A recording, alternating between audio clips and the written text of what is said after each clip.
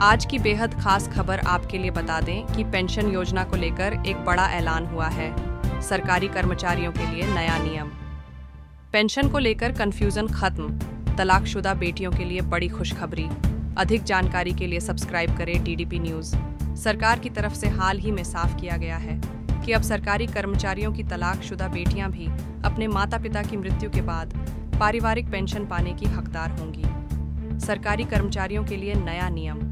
Pension को लेकर confusion खत्म। तलाकशुदा बेटियों के लिए बड़ी खुशखबरी। सरकार की तरफ से हाल ही में साफ किया गया है कि अब सरकारी कर्मचारियों की तलाकशुदा बेटियां भी अपने माता पिता की मृत्यु के बाद पारिवारिक पेंशन पाने की हकदार होंगी। यह नियम उन परिस्थितियों पर भी लागू होगा जब तलाक माता पिता के जीवन काल में हुआ हो या उनके जीवन काल में ही किसी सक्षम न्यायालय में तलाक की कार्यवाही दायर की गई हो। क्यों था जरूरी नया नियम? अक्सर पारिवारिक पेंशन को लेकर संशय बना रहता था कि क्या तलाकशुदा बेटी को पेंशन मिलेगी?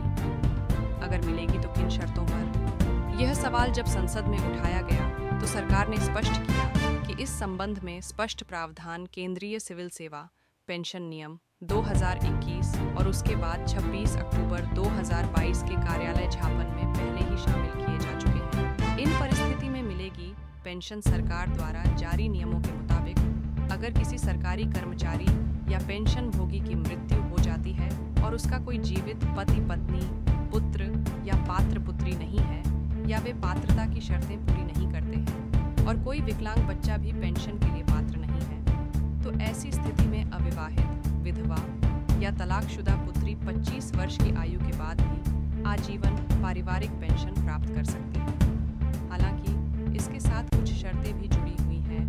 पुत्री अपने माता पिता पर आश्रित रही होगी। यदि बेटी विधवा है तो पति की मृत्यु माता पिता के जीवन काल में ही हो गई होगी। यदि बेटी तलाकशुदा है तो तलाक माता पिता के जीवन